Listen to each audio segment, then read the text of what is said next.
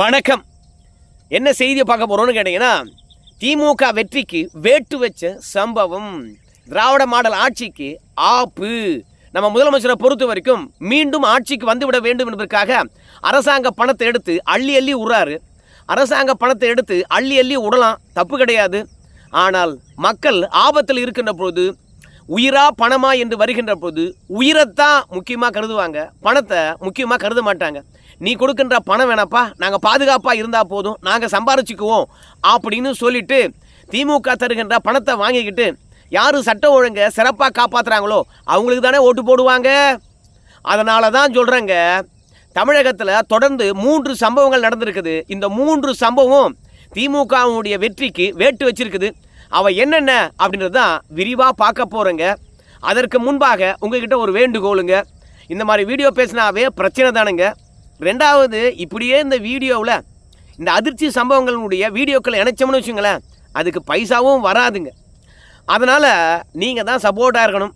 என்ன சப்போர்ட் பண்ணணும் அப்படின்னு பார்க்கும்போது மறக்காமல் சப்ஸ்கிரைப் பண்ணிக்கணும், கொஞ்சம் சப்போர்ட் பண்ணணும். இப்போது இந்த வீடியோவை பார்த்துட்டு வாங்க. நாங்குநேரியில் பட்டியலின மக்கள் வசிக்கும் தெருவுக்குள் புகுந்த 9 பேர் கொண்ட கும்பல் கண்ணில் பட்டவர்களை எல்லாம் வெட்டிய பயங்கர சம்பவம் சிவகங்கை மாவட்டம் மானாமதுரை அருகே இடைக்காட்டூர் கிராமத்தில் கொலைவெறி தாக்குதல் நடந்திருக்கிறது. பட்டியலின மக்கள் வசிக்கும் கிராமத்திற்குள் புகுந்து கொடூரமாக தாக்குதல் நடத்தப்பட்டிருக்கிறது. இந்த வீடியோ இணையதளத்தில் சக்க போடுது, உங்க எல்லாருக்குமே தெரியும். நம்ம முதலமைச்சரை பொறுத்த வரைக்கும் அந்த வீடியோவை பார்த்துருந்தீங்கன்னா, காங்கிரஸுடன் கூட்டணியை முடிச்சிட்டேன் அப்படின்னு சொல்றார், அப்படி பண்ணுவார். ஸோ இதை வச்சு எடப்பாடி பழனிசாமி என்ன சொல்கிறாருன்னு கேட்டிங்கன்னா, சட்டம் ஒழுங்கை முடிச்சிட்டிங்க, தமிழக மக்களுடைய பாதுகாப்பை முடிச்சிட்டிங்க, அதோட தமிழக மக்களை பொறுத்த வரைக்கும் உங்கள் ஆட்சியும் சோழி முடிச்சிட்டாங்க. அதை தான் சிம்பாலிக்காக நீங்கள் காட்டுறீங்க. யாருக்கும் பாதுகாப்பு இல்லாமல் அனுதினம் இந்த மாதிரி கண்ணில் பார்க்குறவங்கலாம் வெட்டுறாங்கன்னா அப்புறம் எப்படியா உனக்கு ஓட்டு போடுவாங்க? ஸோ குற்றச்செயல்கள் செய்கிறவனுக்கு அச்சமே இல்லையா? ஐயோ, ஒரு அரசாங்கம் இருக்குது, காவல்துறை இருக்குது அப்படின்னு இவனுக்கெல்லாம் அச்சமே இல்லையா? அச்சமே அற்ற குற்றச்செயல்கள் தமிழகத்தில் அரங்கேறுகின்ற போது உன்னை நம்பி எவையா ஓட்டு போடுவான்? நான் மீண்டும் சொல்கிறேன், இந்த மாதிரி சம்பவங்கள் ஒன்றல்ல இரண்டல்ல ஏகப்பட்டவை நடக்குது. நாங்குநேரியில் சம்பவம் நடந்து உங்கள் எல்லாருக்கும் தெரியும். கண்ணில் பட்டவங்கெல்லாம் வெட்டினாங்க. சாதி மதம் பார்க்கவே இல்லை, தமிழனா வேறு மாநிலத்துக்காரனா எதையுமே பார்க்கல. 9 பேரை வெட்டினாங்க. 9 பேரில் 2 பேர் உயிரிழந்தார்கள். ஏன் வெட்டினாங்க? எல்லாமே போதை.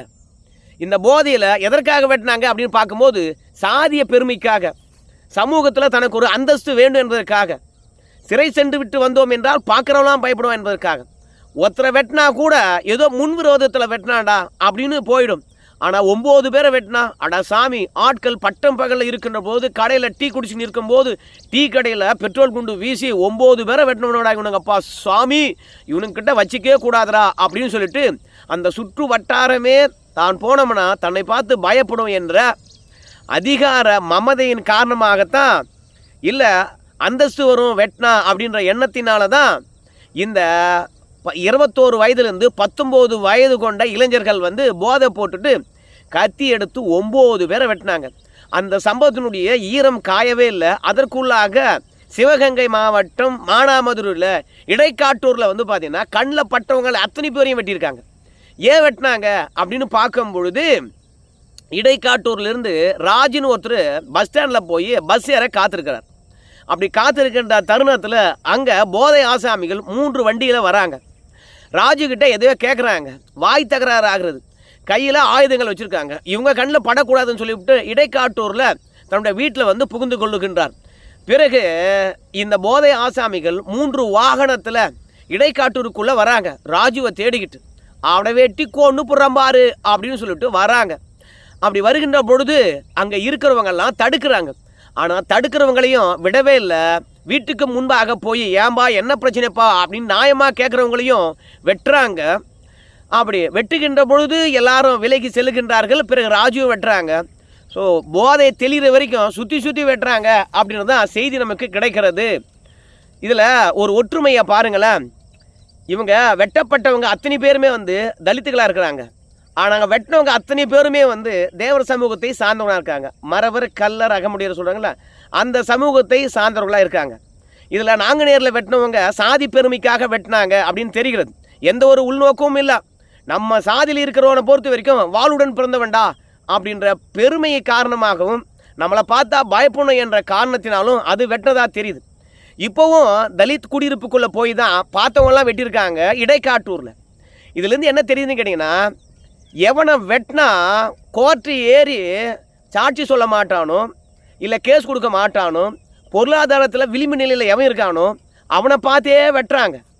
அதுலேயும் இந்த மாதிரி வெட்டினான்னு வச்சுங்களேன், இவனுங்களை பார்த்து இவன் தான் வெட்டினான்னு எவனா ஒருத்தன் சாட்சி சொல்லுவானா? பாதிப்படைந்த குடும்பம் வந்து சொல்லும், ஆனால் சாட்சி நிச்சயமாக சொல்ல மாட்டாங்க. அதனால் இவங்க மீது குண்டாசே போட்டாலும் சரி, இல்லை சிறையிலே வச்சாலும் சரி, விசாரணைக்கு பிறகு இவங்களாம் வெளியே தான் வர போகிறாங்க. அதனால தான் துணிஞ்சு ஒரு ஆளோ ரெண்டாளோ போடுறா அப்படின்னு சொல்லிட்டு போட்டு தள்ளுறாங்க. இந்த குற்ற சம்பவங்களுக்கு ஜாதி மட்டுமா காரணம்? போதைப் பொருளும் காரணம். அதாவது குற்றம் செய்கிறவனை பொறுத்த வரைக்கும் அசிங்கப்பட மாட்டான், அச்சப்பட மாட்டான், காவல்துறை இருப்பதையே மறந்துடுறான். ஸோ இப்படி அச்சமற்ற ஒரு சூழ்நிலை தமிழகத்தில் எப்படி ஏற்பட்டது? அதுக்கு காரணம் தமிழக அரசாங்கம் தாங்க. ஒன்றுமில்லை, நாங்குநேரில் வந்து பார்த்தா 9 பேர் வெட்டினாங்க. அதில் கைது செய்யப்பட்டவர்களுக்கு என்ன தண்டனை கிடச்சிது?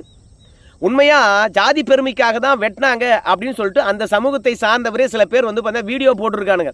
இவனுங்க இந்த சாதி போதையினால தான் இந்த மாதிரி சம்பவங்களை செய்கிறாங்க அப்படின்னு சொல்லியிருக்காங்க. இந்த விஷயங்களை கண்டறிந்த பிறகு, டேய், சாதி பெருமை பேசி ஊரில் திரிய வேண்டும் என்பதற்காகத்தானே நீ வெட்டின, நீ ஊர்லேயே திரியக்கூடாதான்னு சொல்லிட்டு அவன் காலை உடைக்கலாமே இல்லையா? அவன் காலை உடைச்சி இயற்கை உபாதைக்கு கூட அடுத்தவனை நாடி இருக்கின்ற நிலையை ஏற்படுத்தணும்னா, இவங்க வந்து கையில் சோறு அள்ளி சாப்பிட முடியாத அளவுக்கு கையை உடைச்சோம்னா அவன் கண்டிப்பாக வருந்துவான்.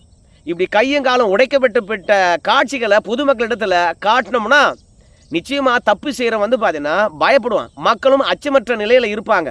ஆனால் இன்னைக்கு குற்றவாளிகளை பொறுத்த வரைக்கும் நமக்கு எதிராக எவன் சாட்சி சொல்கிறான் பார்த்துலாண்டா அப்படின்ட்டு ஒரு தைரியம். சிறைக்கு போனாடா எத்தனை வருஷம்னா உள்ளே போடுவாங்க, பார்த்துலாண்டா அப்படி ஒரு எண்ணம். ஏற்கனவே சின்னதுரை என்ற மாணவனை வெட்டி 2 பேர் சிறைக்கு போயிட்டு வெளியே வந்தவர்கள் இந்த நாங்குநேரி சம்பவத்தில் ஈடுபட்டிருக்காங்க. ஸோ இன்றைக்கி மானாமதுரையில் அதே மாதிரி தான். யாரா நம்மக்கிட்ட வந்து எதிர்த்து கேள்வி கேட்க போகிறான், யாரா சாட்சி சொல்ல போகிறான் அப்படின்ற விஷயங்களை மனசில் வச்சு இந்த கொடூர கொலையை அரங்கேற்றிருக்கின்றார்கள். திமுகவுக்கு வாக்களிப்பது 2 சமூகம் தான். ஒன்று பெரும்பான்மையாக வந்து பார்த்திங்கன்னா சிறுபான்மை சமூகம், 2வது தலித் சமூகம். ஸோ இந்த 2 சமூகமும் இன்னைக்கு அச்சத்தில் இருக்கிறது. எப்படி திமுகவுக்கு இந்த சமூகமானது ஓட்டு போடும்? அப்போ திமுக வெற்றிக்கு திமுகவே வச்சுக்குது. நம்ம ஆரம்பத்திலே சொன்ன மாதிரி பணம் வேணுமா, இல்லை உயிர் வேணுமா, பாதுகாப்பு வேணுமா? இந்த 3ல் எதை நீங்கள் கருதுவீங்க? கஷ்டப்பட்டு குழந்தைய படிக்க வைக்கிறாங்க, இல்லை உழைக்கும் மக்கள் வந்து பார்த்தீங்கன்னா அன்றாட உணவுக்கு அல்லாடுறாங்க. ஆனால் அந்த மக்களே வந்து வீட்டுக்குள்ளே முடங்குகின்ற அளவுக்கு போதை ஆசாமிகள் கொலைவெறி தாக்குதல் நடத்துகிறாங்கன்னா வாழ்வாதாரம் அத்து போகுதுன்னா, இன்றைக்கி அந்த வீட்டுக்கு நடந்தது இல்லை இன்றைக்கி அந்த ஊரில் நடந்தது ஏன் நம்ம ஊரில் நடக்காது? ஏன் நம்ம ஊரில் போதை வஸ்துக்கள் கிடையாதா? நம்ம ஊரில் வந்து பார்த்தா டாஸ்மார்க்கள் கிடையாதா? எங்குமே கடவுள் வியாபாரத்து இருப்பான் அப்படின்னு சொல்லுவாங்க.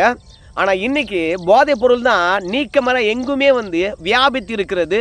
ஸோ அதனால் எல்லா இடத்திலும் மக்கள் அச்சத்தில் இருக்கிறாங்க.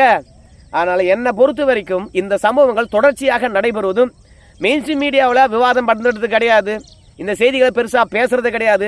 கண்ணில் படுறவங்கெல்லாம் வெட்டுறாங்களே, அதை பற்றி அதில் இருக்கக்கூடிய ஆபத்தை பற்றி ஊடக மக்களையே கொண்டு போய் சேர்ப்பது கிடையாது.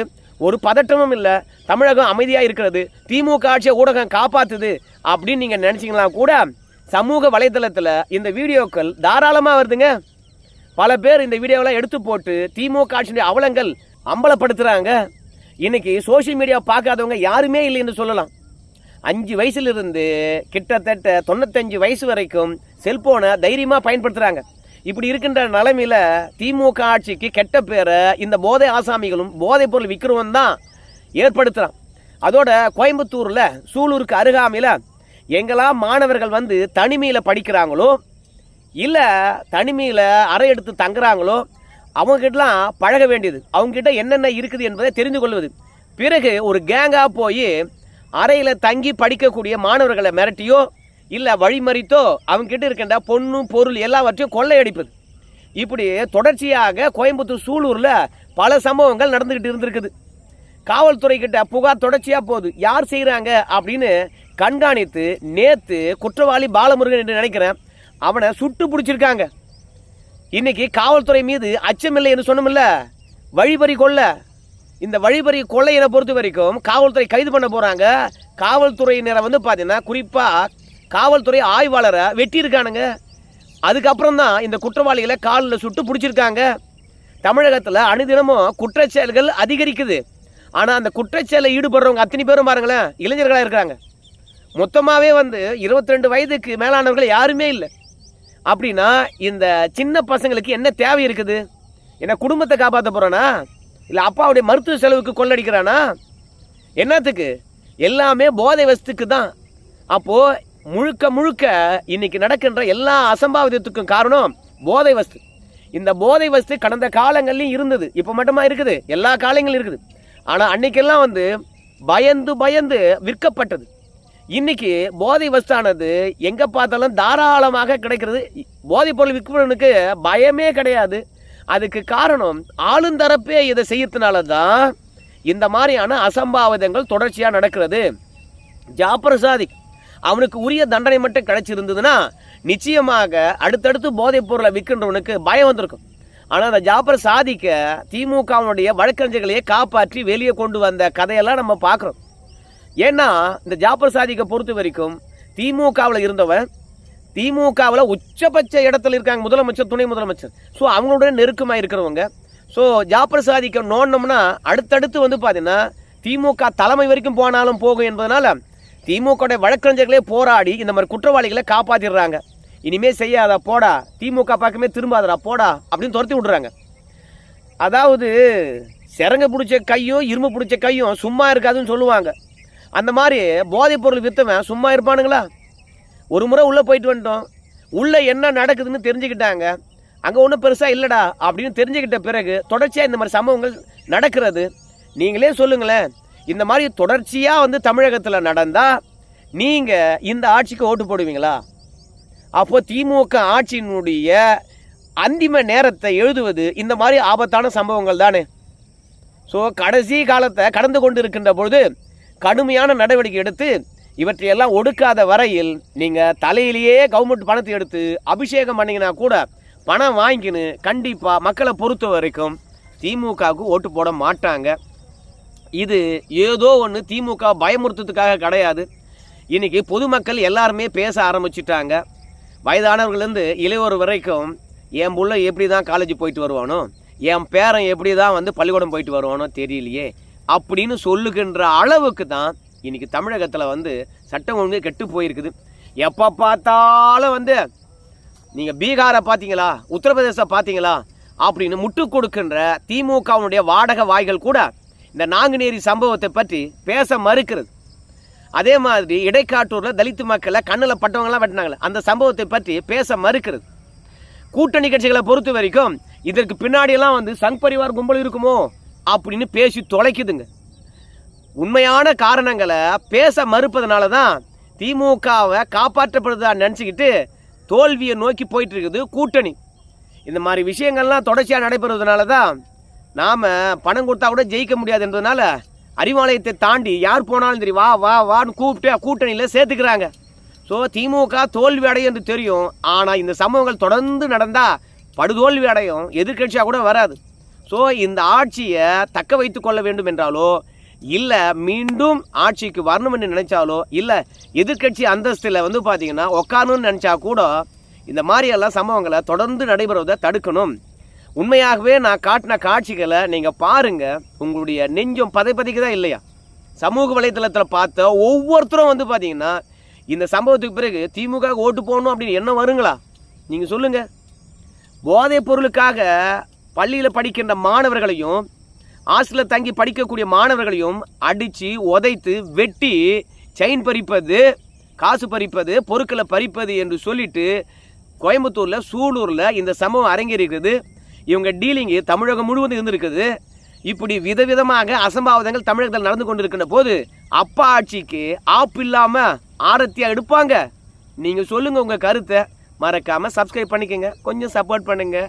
இந்த சம்பவம் நடைபெறாமல் இருக்கணும்னா என்ன பண்ணணும்னு சொல்லிட்டு கமெண்ட்ஸில் சொல்லுங்கள். நன்றி.